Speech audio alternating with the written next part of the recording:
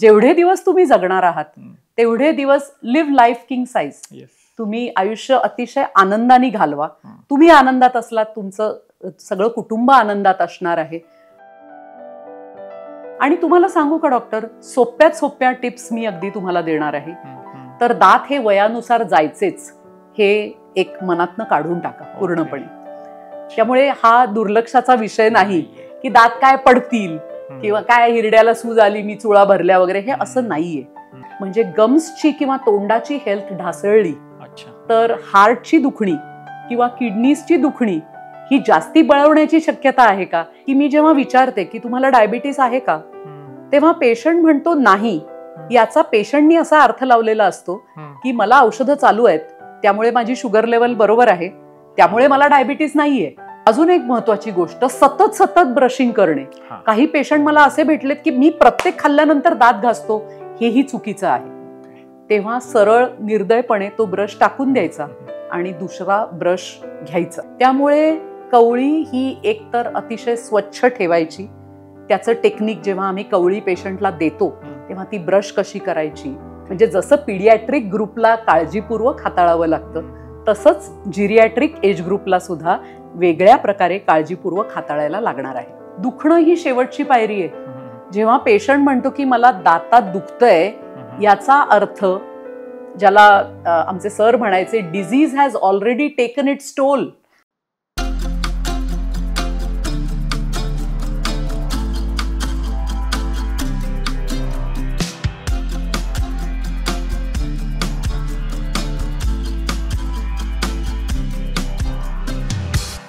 नमस्कार, जगण्यातील काहीच्या एका नव्या एपिसोडमध्ये तुम्हा सर्वांचं पुन्हा एकदा स्वागत.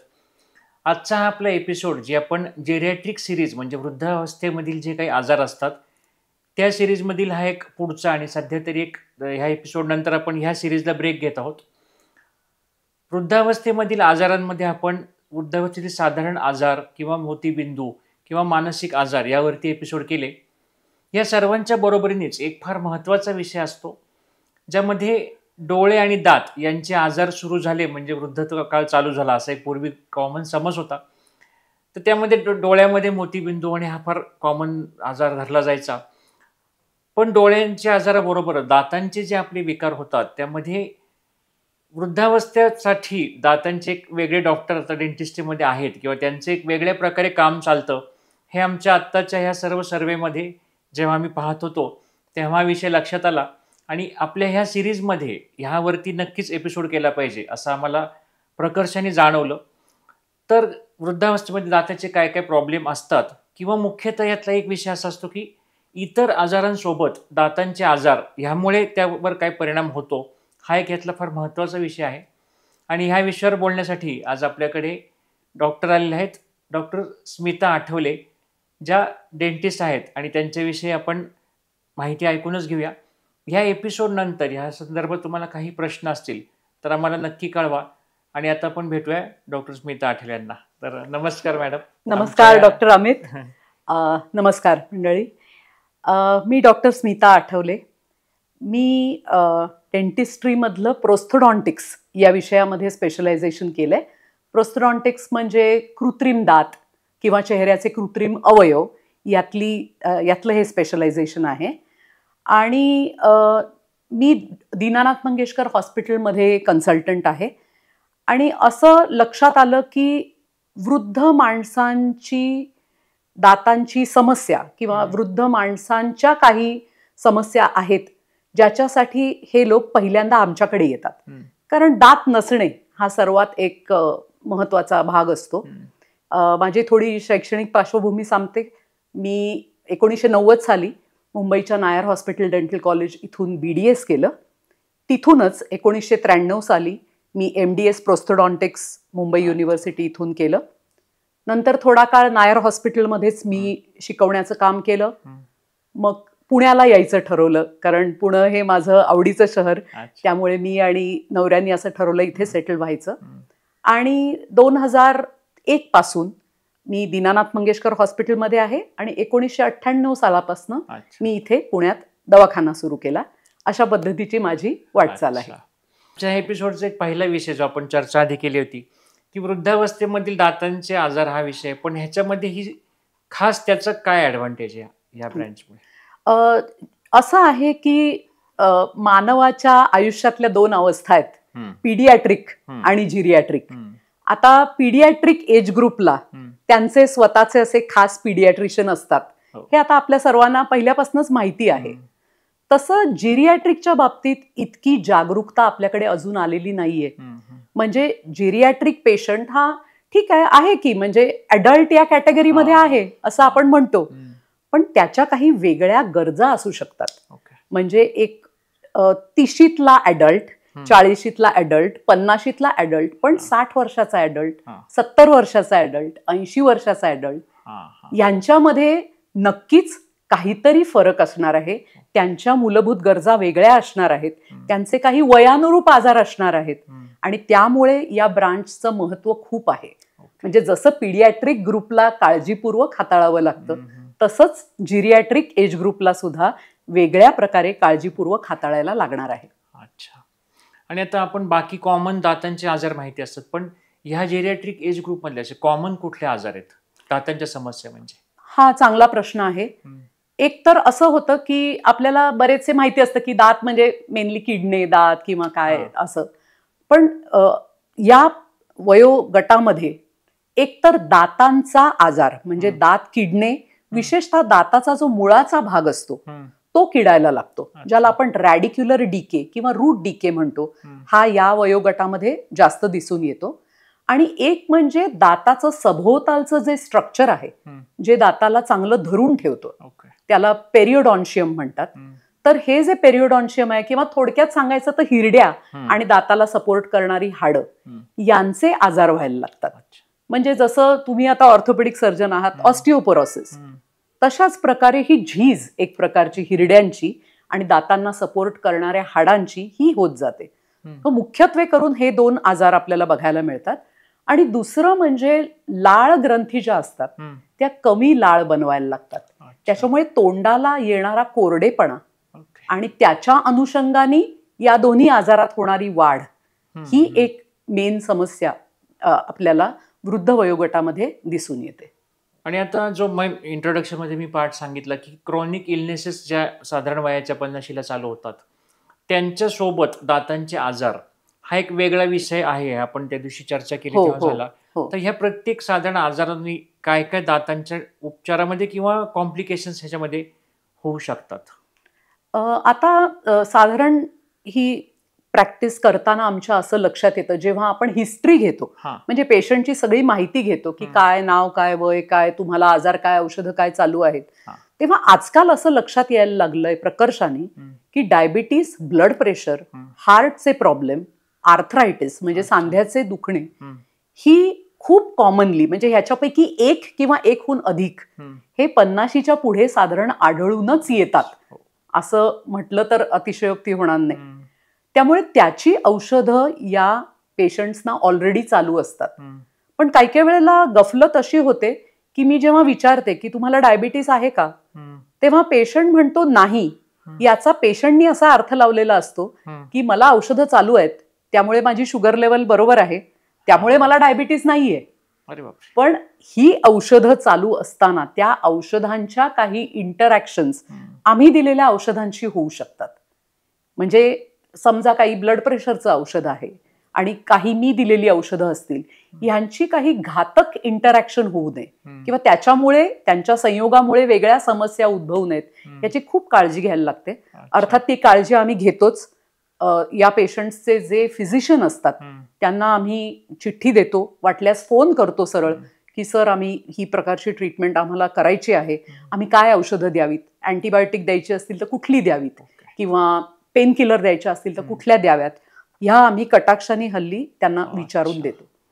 दुसरा भाग असा आहे की इन्फ्लमेशन हे जे शरीरामधलं एक काय म्हणूया, व्याधी म्हणूया की सूज येणे, इन्फ्लमेशनला आपण साध्या मराठीत म्हणूया की सूज येणे, तर असं आढळून आलं. आणि ह्याच्यावरती आपण बोललो त्याप्रमाणे हार्वर्ड युनिव्हर्सिटी किंवा इतरही ठिकाणी NHS मध्ये बऱ्यापैकी संशोधन चालू आहे की हे हिरड्यांची सूज, अगदी साधा विषय घेऊ आपण, किंवा तोंडाच्या त्वचेची सूज, हिरड्यांची सूज, ही सूज त्या सुजेला कारणीभूत असणारे बॅक्टेरिया किंवा जंतू हेच शरीरामध्ये हार्टच्या संदर्भात असणारी सूज किंवा किडनीला असणारी सूज म्हणजे क्रॉनिक किडनी डिझीज किंवा बॅक्टेरियल एंडोकार्डायटिस किंवा अर्थात मी त्या विषयातली तज्ज्ञ नसल्यामुळे मला कदाचित तसं तुम्हाला त्या विषयातलं सांगता येणार नाही, पण ह्यांच्यात काही समान दुवा आहे का? म्हणजे गम्सची किंवा तोंडाची हेल्थ ढासळली तर हार्टची दुखणी किंवा किडनीजची दुखणी ही जास्ती बळवण्याची शक्यता आहे का? ह्याच्यावर आता प्रगत देशामध्ये संशोधन चालू आहे. त्यामुळे हा दुर्लक्षाचा विषय नाही की दात काय पडतील किंवा काय हिरड्याला सूज आली मी चुळा भरल्या वगैरे, हे असं नाहीये. आपल्याला त्याच्याकडे जास्ती जागरूकतेने बघायला लागणार आहे. आणि डायबिटीसचा हा जास्त कन्सर्न असतो लोकांचा. हो, तर तो असताना दातांच्या आजारांची काय खास काळजी घेणं गरजेचं आहे? डायबिटिक्स मध्ये आम्ही एक असा पॅटर्न पाहिलेला आहे की दात ठिसूळ होणं. ठिसूळ म्हणजे वरकरणी दात असतो, ज्याला घन स्वरूपात आपण म्हणतो तसा असतो, पण खडू ज्याप्रमाणे ठिसूळ असतो तसा दात ठिसूळ व्हायला सुरुवात होते.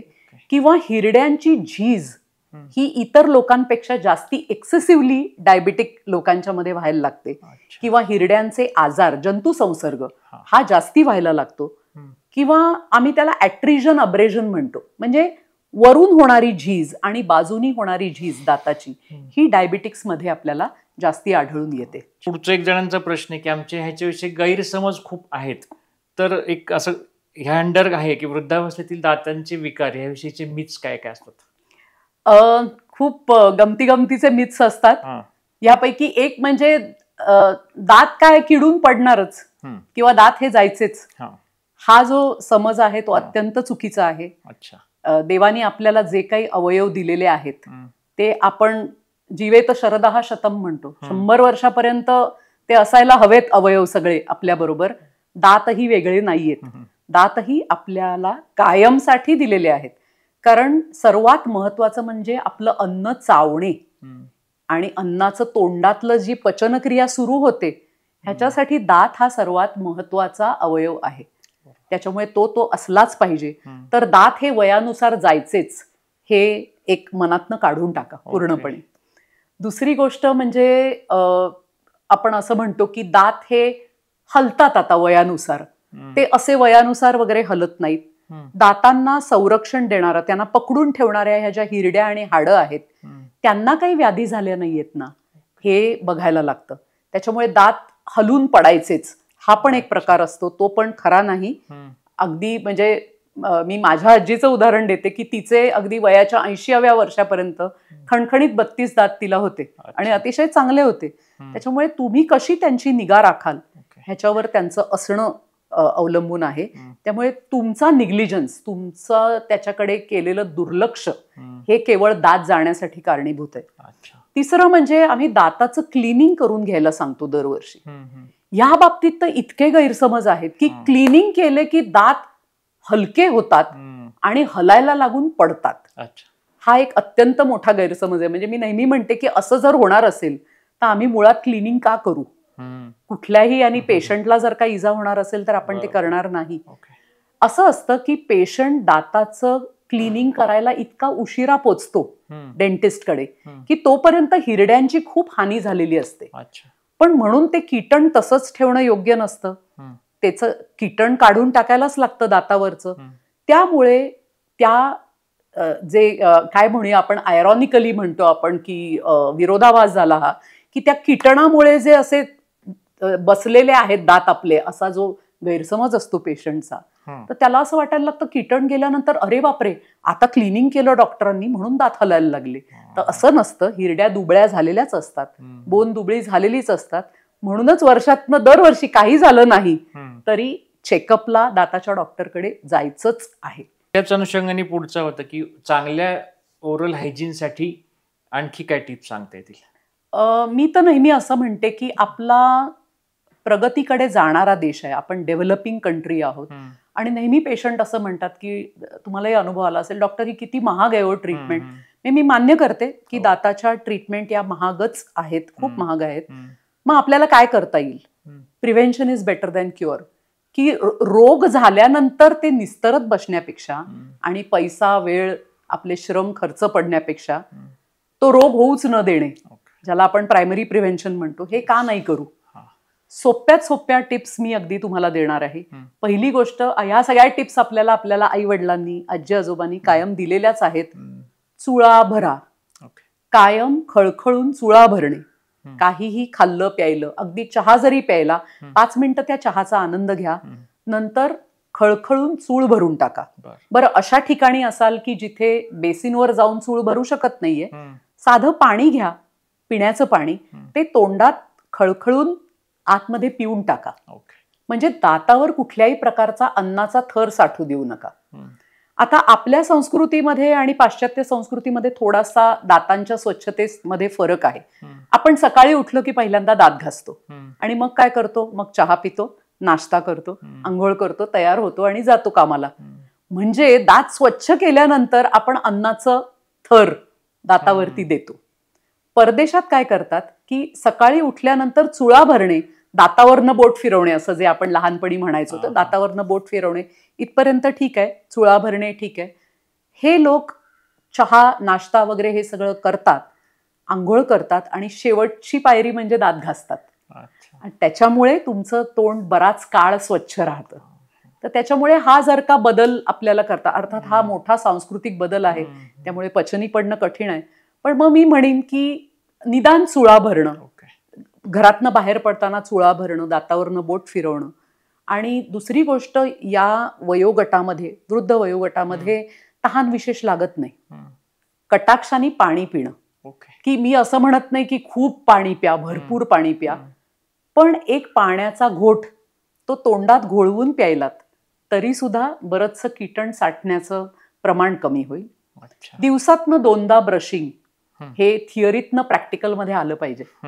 म्हणजे सकाळी ब्रश करणे, पण रात्री झोपताना, झोपण्यापूर्वी ब्रश करणे, आणि डॉक्टरांनी शिकवलं असेल तर त्या पद्धतीने फ्लॉसिंग करणे. म्हणजे 2 दातांमध्ये एक विशेष धागा असतो फ्लॉस म्हणून, त्यांनी कीटण काढता येतं. अर्थात हे शिकण्याचं टेक्निक आहे, हे डॉक्टरांकडनं जाऊन शिकलं पाहिजे.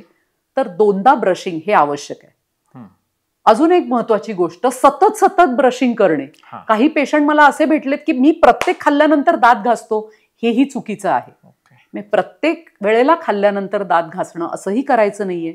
ओव्हर ब्रशिंगमुळे काय होणार आहे, इनॅमलची झीज होणार आहे. तुमच्या दातांचा जो पांढरा शुभ्र लेअर असतो त्याला इनॅमल असं म्हणतात. त्या लेअरचं वैशिष्ट्य म्हणजे तो गेला की पुन्हा येत नाही. तुमचं बोन किंवा हाड हे झिजलं तरी परत थोडंसं तयार होतं, इनॅमल एकदा गेलं की पुन्हा तयार होत नाही. त्यामुळे अति दात घासणं हे सुद्धा हार्मफुल आहे. त्याच्यामुळे मी असं म्हणेन की 2दा ब्रशिंग करणं, नंतर चुळा भरणं, सतत व्यवस्थित प्रमाणात पाणी पिणं, अति सर्वत्र वर्ज्य आहेत, कुठल्याही प्रकारचं अति ब्रशिंग करायचं नाहीये. आणि महत्वाचं म्हणजे की वेळोवेळी दाताच्या डॉक्टरकडे चेकअपला जाणं, की मला काहीही होत नाहीये पण मला फक्त आज दात चेक करून घ्यायचे, ही सवय लावा.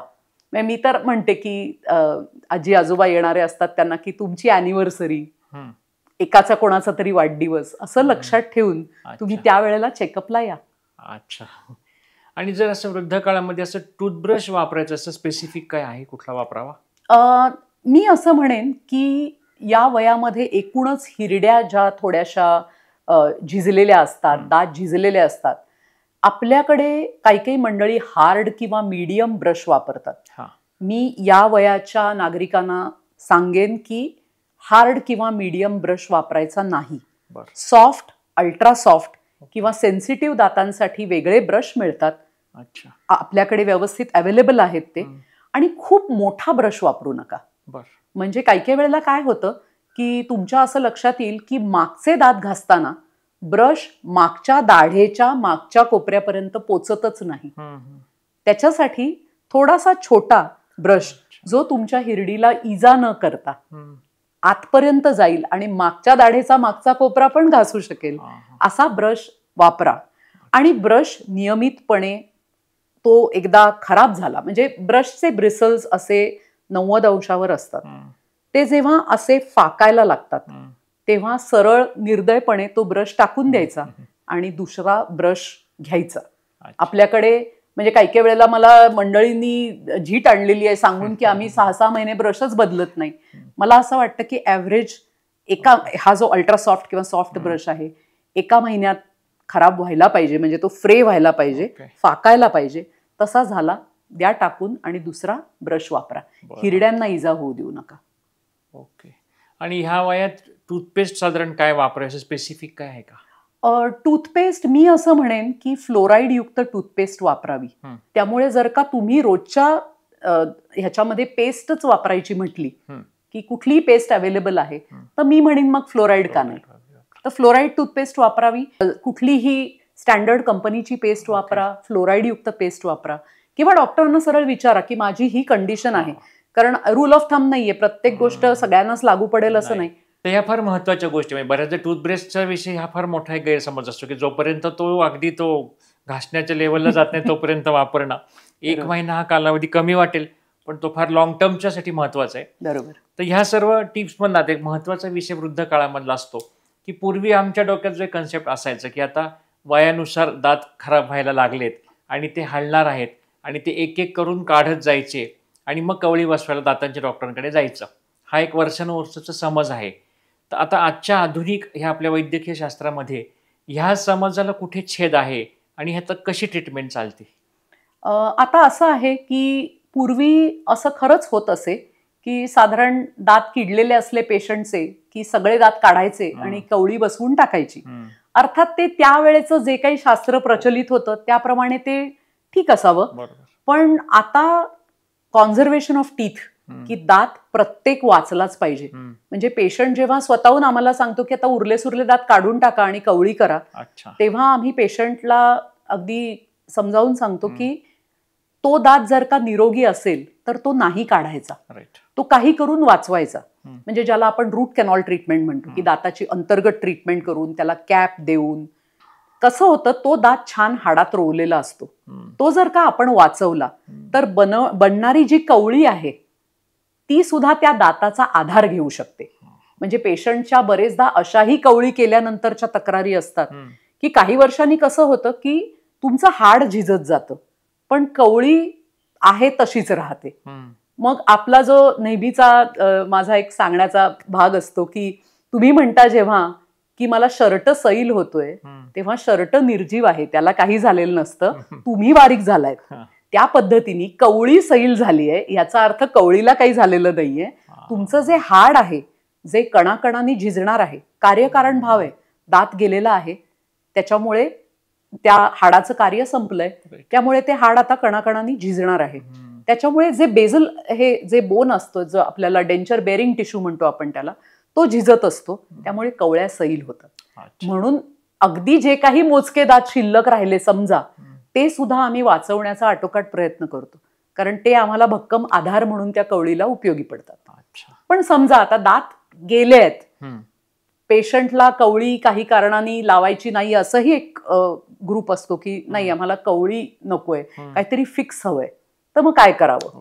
तर आधुनिक वैद्यकशास्त्रातली ही एक क्रांती आहे की इम्प्लांटॉलॉजी हे जे एक तंत्र आलेलं आहे आणि डेंटिस्ट्रीत त्यांनी खूपच चांगला आता जोर धरलेला आहे की दात गेलेला असला तरी सुद्धा त्या हाडामध्ये टायटॅनियमचा स्क्रू, म्हणजे चक्क ते बोन छोट्याशा ड्रिल्सनी ड्रिल केलं जातं आणि तिथे तो टायटॅनियमचा स्क्रू बसवला जातो आणि त्याच्यावरती दाताच्या सारखा दात त्याचा पार्ट बसवला जातो.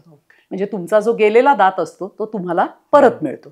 अर्थात ही प्रक्रिया खूप खर्चिक आहे, पण निदान कवळीला आधार द्यायला 2 खाली आणि 2 वरती असे इम्प्लांट जर का बसवले गेले तर ती कवळी कालांतराने हलतीये किंवा सैल होतीये, अनकम्फर्टेबल होतीये, ह्याच्यापेक्षा त्या इम्प्लांटच्या आधाराने ती बऱ्यापैकी चांगली बसते.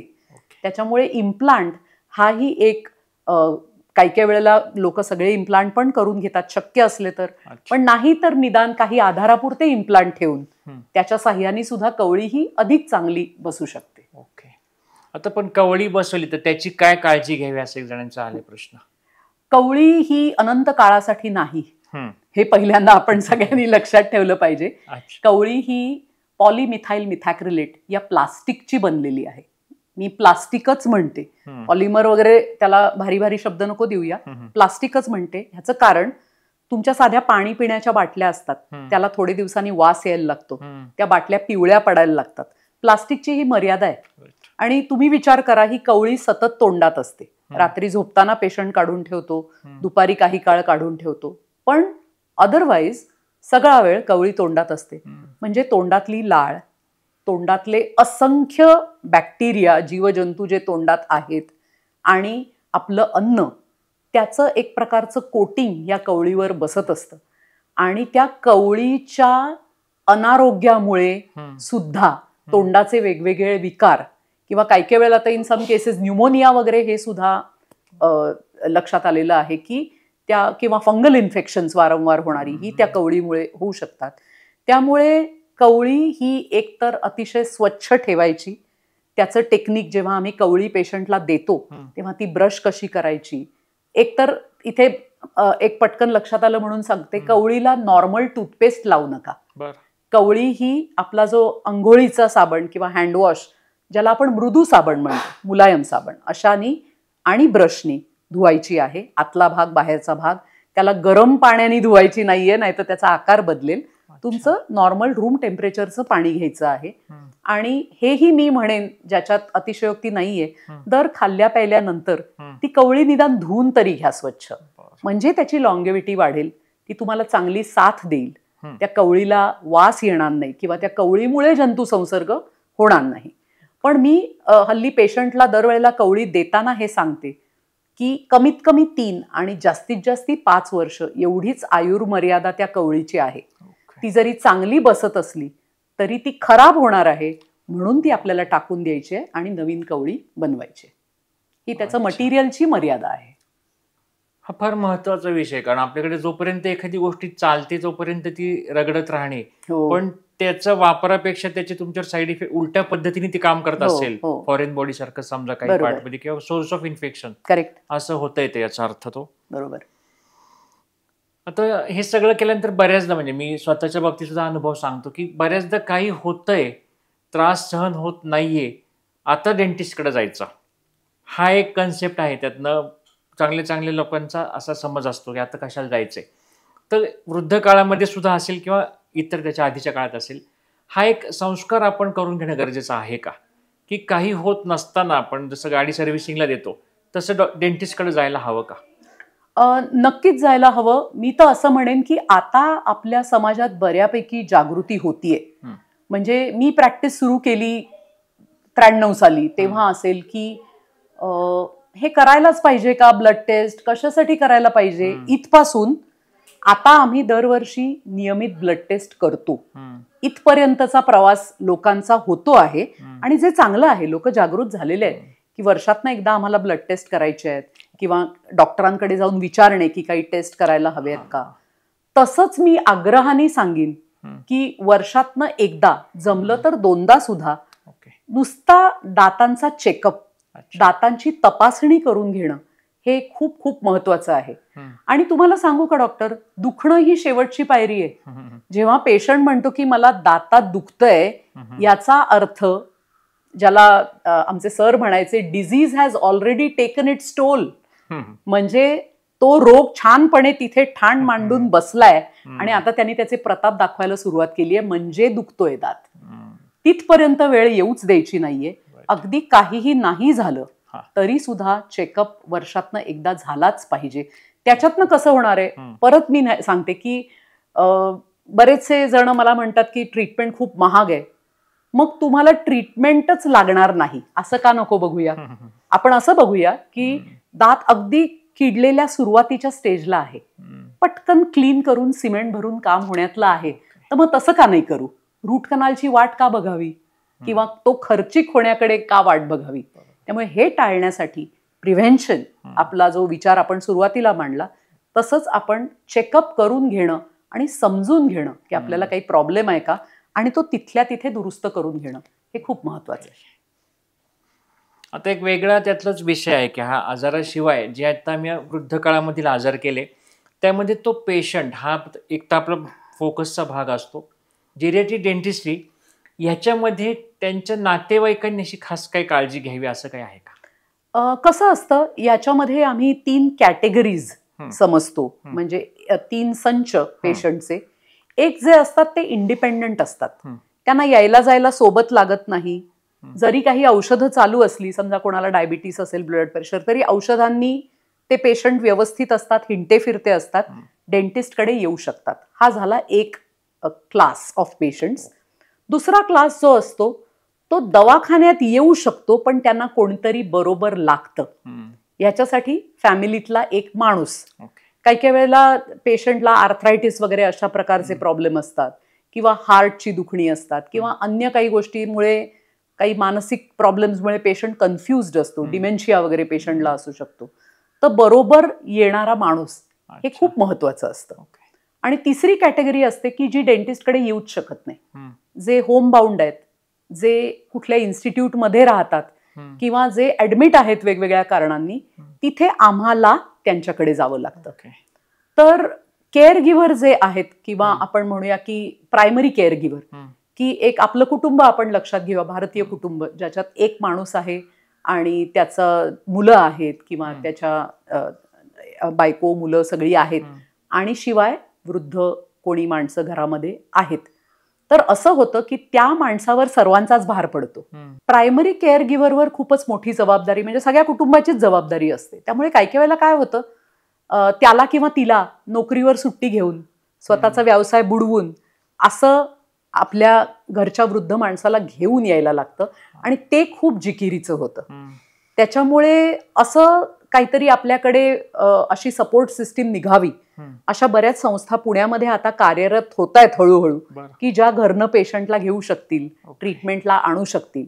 पण कन्सेंट हा जो भाग असतो, की ट्रीटमेंटला होकार देणे, त्याला पेशंटच्या बरोबरीने पेशंटच्या कुटुंबातला एक माणूस लागतो.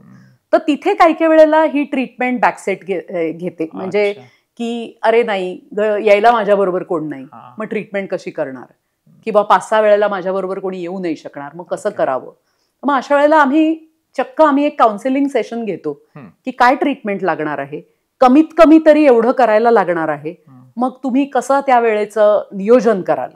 आणि त्यांनाही एकदा थोडा दिलासा मिळाला आणि त्यांना समजलं काय काय करायचंय, की मग आपोआपच तो माणूसही नियोजन करून, किंवा कोणी आपल्याकडे नातेवाईक हा आपला चांगला सपोर्ट असतो, त्याच्यामुळे कोणी नातेवाईकही तयार होतात आपुलकीनी, की तुम्ही नसाल तर आम्ही येतो.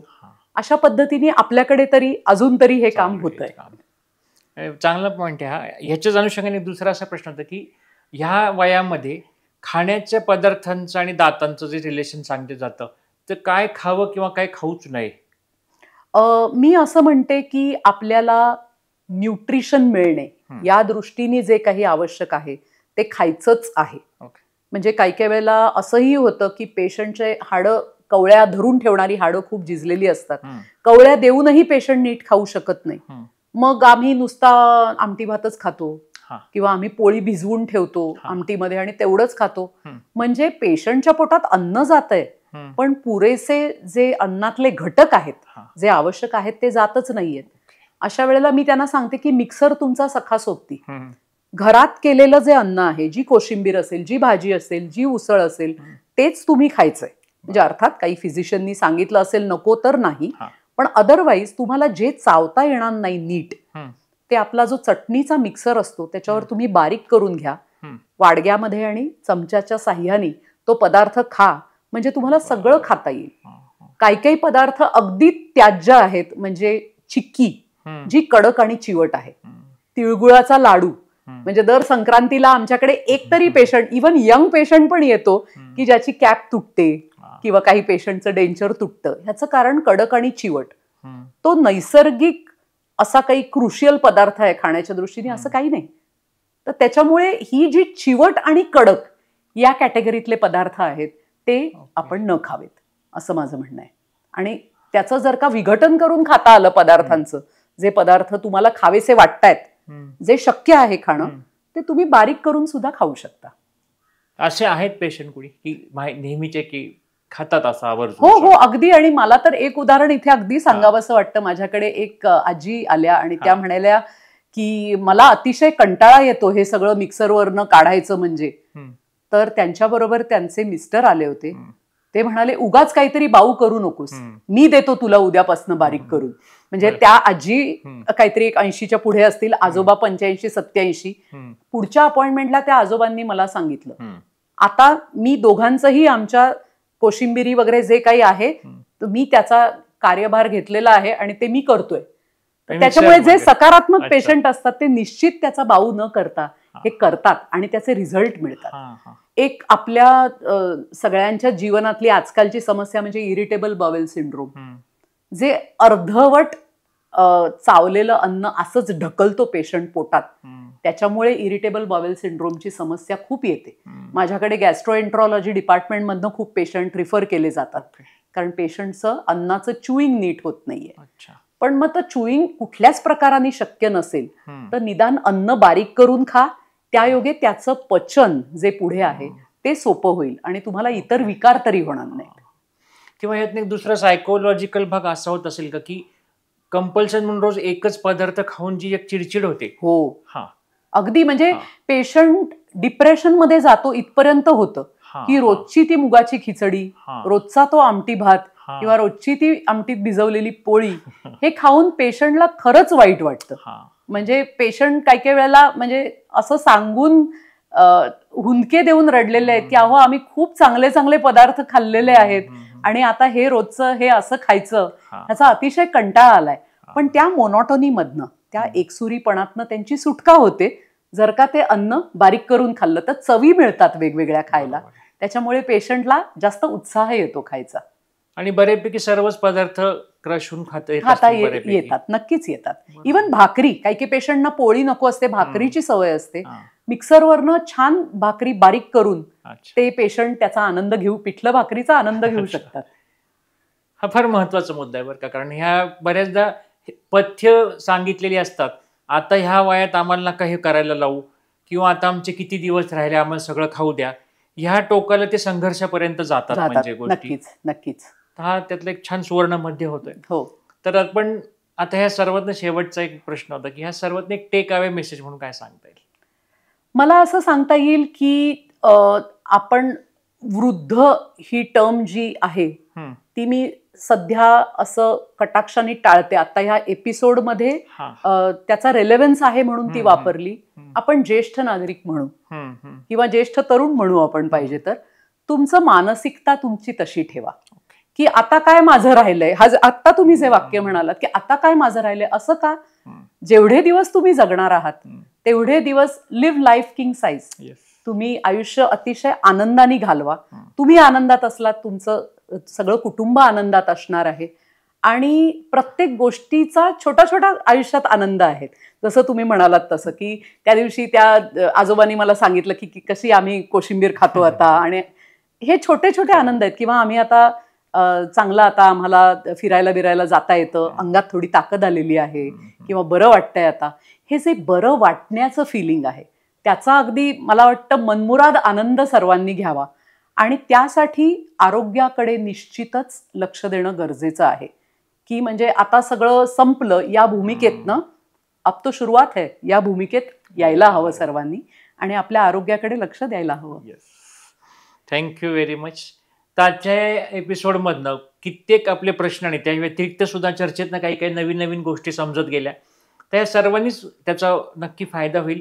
मुख्य म्हणजे हा आपण वृद्ध काळ किंवा आपण त्याला ज्येष्ठ नागरिक जो काही म्हणू शब्द, त्या अवस्थेला गेल्यानंतर काय काळजी घ्यावी, त्यापेक्षा आता वयातले 35-40च्या लोकांनी जरी हा एपिसोड पाहिला आणि हे prevention is better than cure जसं आपण म्हणलो, त्या दृष्टीने आपल्या दातांकडे पाहिलं तर भविष्यामध्ये आपले खरंच प्रश्न कमी होतील. आणि ह्या नोटवर आपण हा एपिसोड संपू.